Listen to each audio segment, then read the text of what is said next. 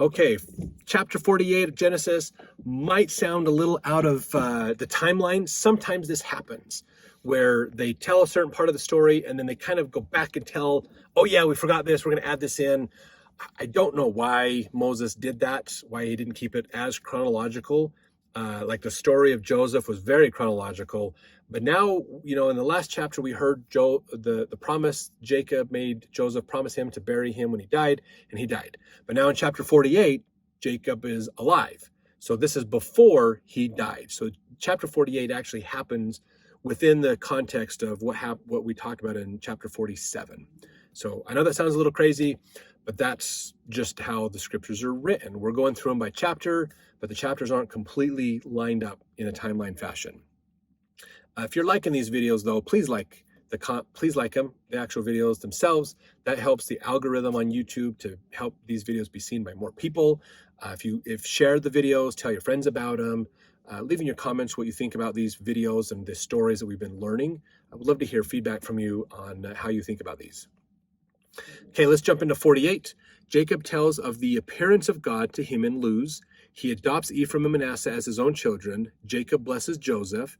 He puts Ephraim before Manasseh. The seed of Ephraim will become a multitude of nations. The children of Israel will come again into the land of their fathers. So lots and lots of here that is latter-day prophecy being fulfilled. Verse 1, and it came to pass after these things that one told Joseph, behold, thy father sick, and he took him with his two sons, Manasseh and Ephraim. So Jacob is sick, you need to go. So Joseph goes with his two sons. And one told Jacob and said, behold, thy son Joseph cometh unto thee. And Israel strengthened himself and sat upon the bed. So now, hey, Jacob, your son Joseph is here. So Jacob gets up to talk to him. And Jacob said unto Joseph, God Almighty appeared unto me at Luz in the land of Canaan and blessed me. So that's probably, if you remember, when he had that vision, after he went to Bethel and things and had that dream, basically, that you're going to come into Egypt and then your people will be led out of Egypt, all that stuff. Verse 4, in fact, the Bible dictionary for Shaddai, Shaddai, is for verse 3. You can look that up to get a little bit more about the God Almighty. That's the Bible dictionary for Shaddai. Verse 4, and he said unto me, behold, I will make thee fruitful and multiply thee, and I will make thee a multitude of people, and will give this land to thy seed after thee for an everlasting possession. So he's telling Joseph about that dream that he had after he offered the sacrifices at Bethel before they came to Egypt to meet with Joseph and Pharaoh. Verse 5, and now thy two sons, Ephraim and Manasseh, which were born unto thee in the land of Egypt, before I came unto thee into Egypt, are mine. As Reuben and Simeon, they shall be mine. So he's saying, I'm going to adopt them as my sons as well. So they get the blessings of Israel also. Verse 6, thy issue which thou begettest after them shall be thine, and thou shalt be called after the name of their brethren in their inheritance.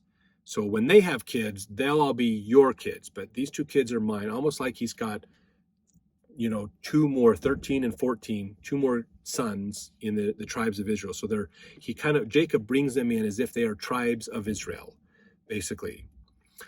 Verse 7, and as for me, when I came from Padan Aram, you remember, it's the Bible dictionary, Rachel died by me in the land of Canaan in the way, yet there was but a little way to come unto Ephrath.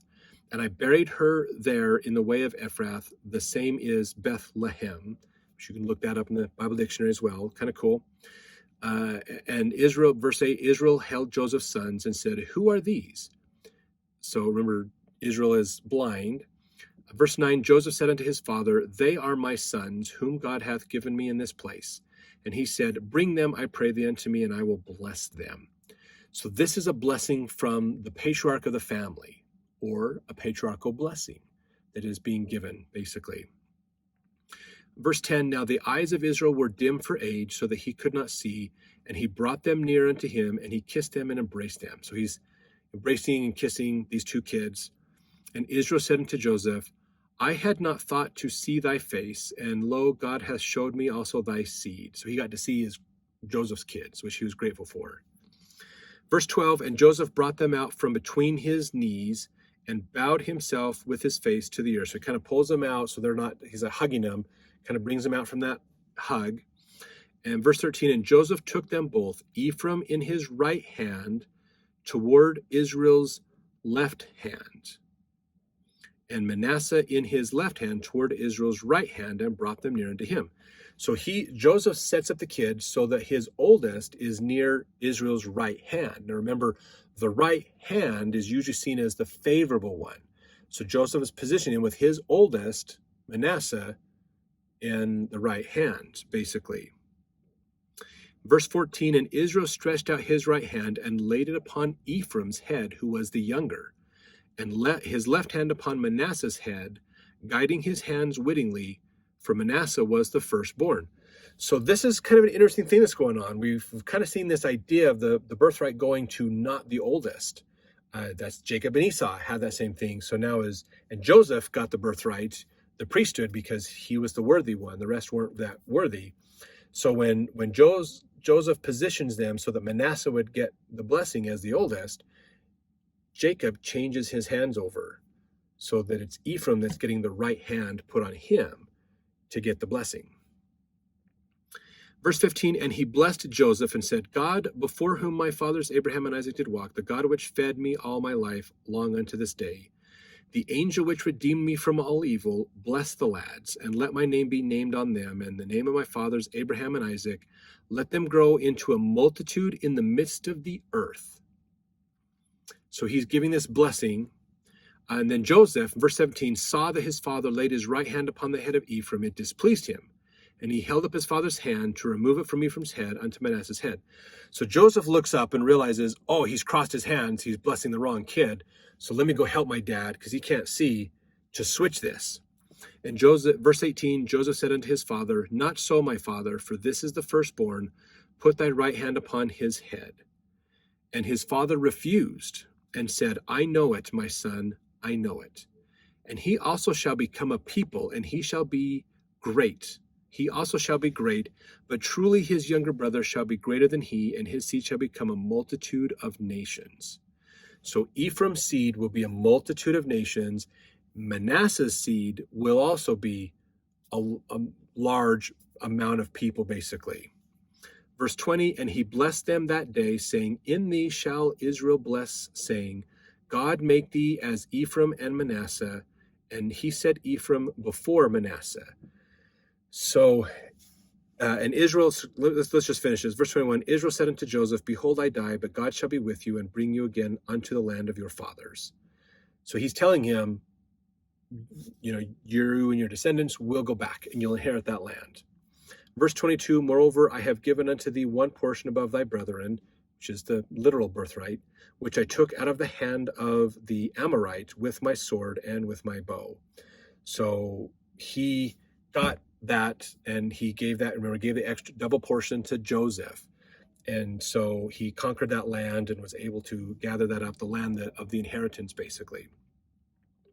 So interesting, because if we look at patriarchal blessings today, we know in the Book of Mormon from the patriarchal blessings that Lehi is a descendant of Joseph, if I remember right, through Manasseh. So Lamanites, Native Americans, probably even Central Americans possibly, are from Manasseh. Ephraim is mostly Europe and comes that way. So now they mingle in the Americas, Ephraim and Manasseh, becoming the power to save Judah, to save everybody else as well. So through Joseph doing this. So there's still a lot of latter-day prophecy that's fulfilled in there as well. So some cool things. Put in the comments what you think about this. As you see this in the latter days, we have the benefit of hindsight to look back on these scriptures and go, oh my gosh, look at this. Look at how this is all tied together. Kind of cool. They were thinking this is our future. We don't quite understand what this means. We get the hindsight to look back on it. So what do you think about this? How this ties in with things going on in the world today? Your thoughts and impressions, ideas on there. I'd love to see them. And we look forward to seeing you in the next video.